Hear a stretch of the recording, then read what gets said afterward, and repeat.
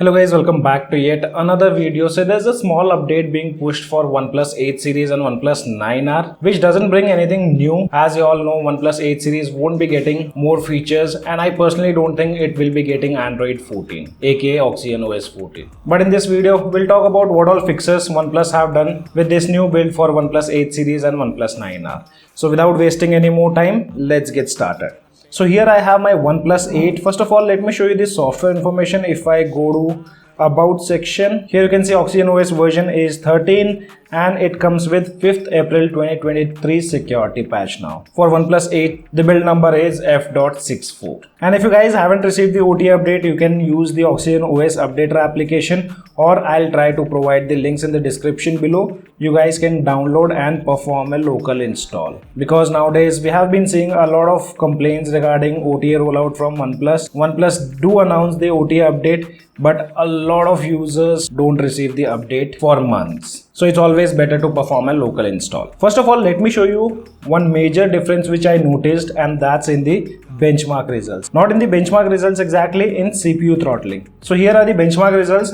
Everything was done in high performance mode, wherein single core scored 1178 and multi-core scored 3222. If I compare these results with the previous build, and this was also done in high performance mode on build F.63, here single core had scored 1185 and multi-core scores were 3021. But a huge difference was noticed in CPU throttling. Here you can see the results on previous build, wherein I did CPU throttling of 100 threads up to 60 minutes, and their CPU max throttled up to 65%. As we all know, most OnePlus smartphones, if we use high performance mode, we get to see a lot of throttling issues.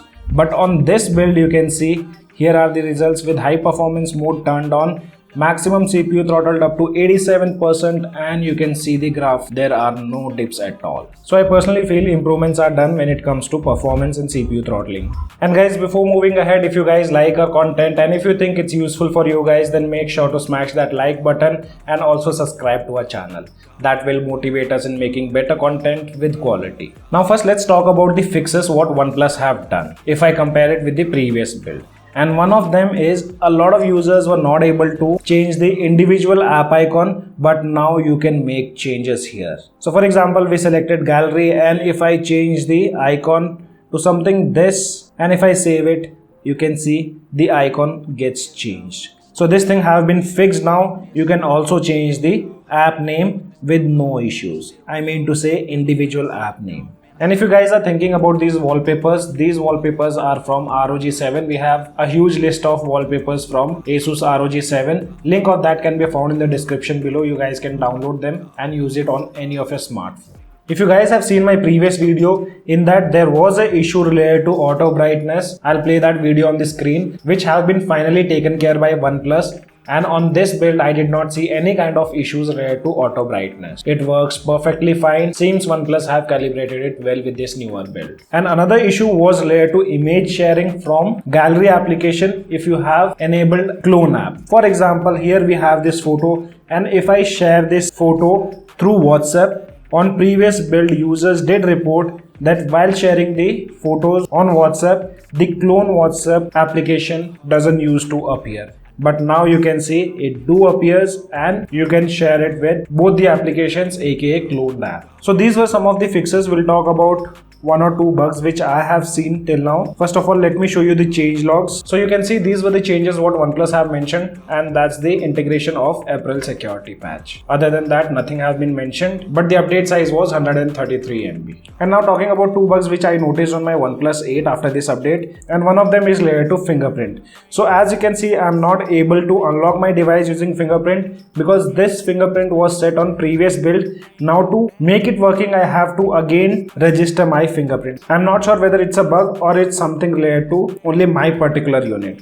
So what I'll do is I'll delete this fingerprint and re-add, but I'm damn sure on previous build I had registered my fingerprint and it was working fine, but now you can see it is not at all working. So we'll just clear it once and re-add the fingerprint.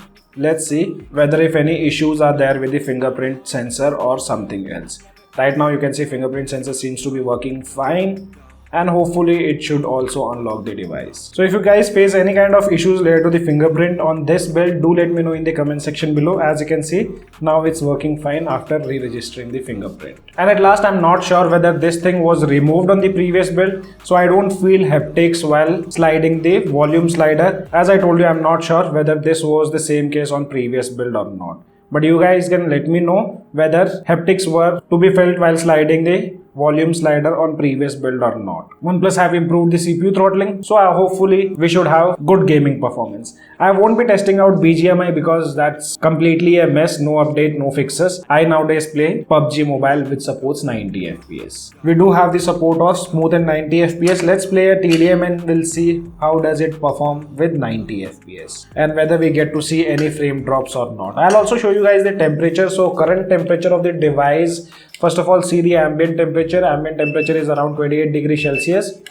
Towards the top side of the device, the temperature is around 35 degrees Celsius, and towards the bottom, it's 34.5. So let's play a TDM and see how does the device perform.